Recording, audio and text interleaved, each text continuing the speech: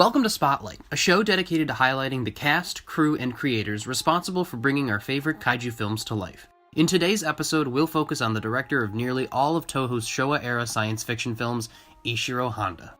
Ishiro Honda was born on May 7, 1911, in what was formerly known as Asahi, Yamagata. Honda described his childhood as stable and happy, and because of this, he never really strove to be competitive or do better than anyone else. Honda was comfortable with his own pace.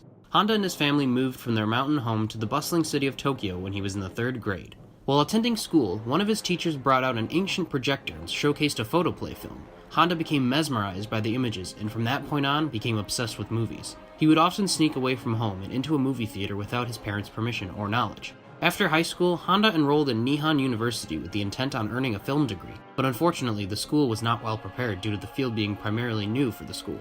But despite his school's lack of organization, Honda still was determined.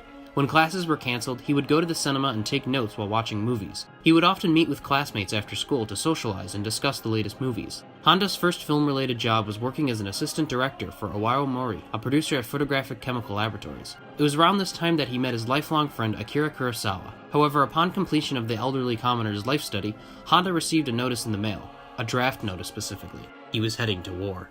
Out of personal respect for Ishiro Honda, I will not go into too much detail about his military career. Honda served 3 tours, 6 years serving in the front. Due to his experiences, Honda would suffer nightmares about war for the rest of his life. When Honda returned home, he found a job at Toho Studios, working as an assistant director, and worked on films by Moriyoshi Oda, known to kaiju fans as the director of Godzilla Raids Again, and Kajiro Yamamoto, who was another friend of Akira Kurosawa's. Eventually, Honda became promoted to a feature film director from his work on documentaries. His first feature film, The Blue Pearl, was notable for being the first Japanese film to utilize underwater cameras. Honda was reluctant to direct war films, partially due to his apprehensive feelings about the subject, but agreed to direct Eagle of the Pacific, which would end up being one of the first films Honda worked on alongside Eiji Tsuburaya and Haruo Nakajima. In 1954, Honda received the job that would define his entire career. Every kaiju fan knows the story of the original Godzilla.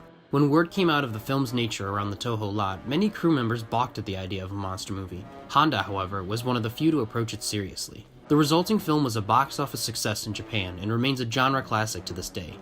Despite the success of Godzilla, Honda did not return for the sequel, instead opting to continue working on drama films. But despite this, Honda would still return to science fiction.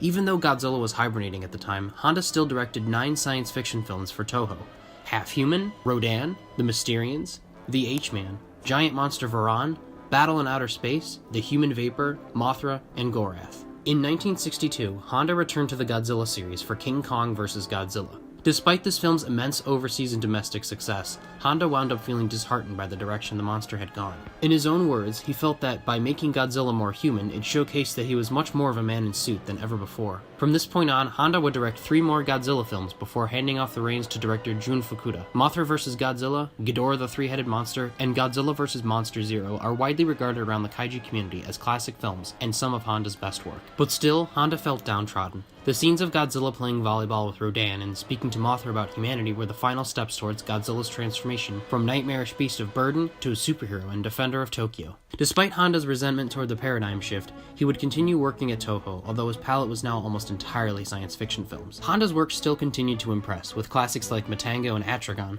but there were other films where one can tell he was being held back by budgetary restrictions and most notably uncooperative American actors. King Kong Escapes, Latitude Zero, War of the Gargantuas, there's a reason most of these films are known for their special effects scenes rather than their dialogue scenes. Honda made 3 final hurrahs in the Godzilla franchise: Destroy All Monsters Attack, and Terror of Mechagodzilla.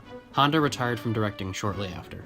Despite not directing feature films anymore, Honda still had a wonderful life behind the camera, thanks mostly to his lifelong friend Akira Kurosawa. Kurosawa asked Honda to collaborate with him on 5 films he was working on at the time. Even with his ill feelings toward the direction the Godzilla series took towards the end of the Showa period, Honda would still attend fan conventions and speak about his career in science fiction films. Honda never hated Godzilla, no matter how the creature had changed. In fact, Honda was even chosen by Toho to direct the monster's comeback in 1984's The Return of Godzilla. Honda, however, declined the offer, preferring to continue his work with his friend Kurosawa. Ishiro Honda passed away on February 28, 1993. He was 81 years old. At his funeral, Akira Kurosawa spoke to mourners about Honda's kindness, neutrality, and creative genius. Kurosawa's words resonate well. Ishiro Honda was one of the greatest influences on the daikaiju genre to this day. His work continues to intrigue and entertain fans to this day.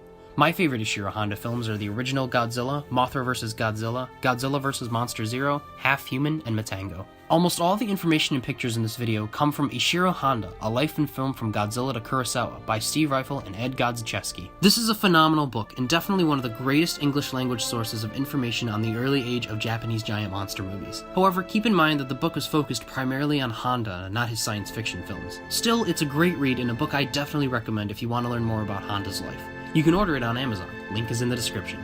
Thanks for watching.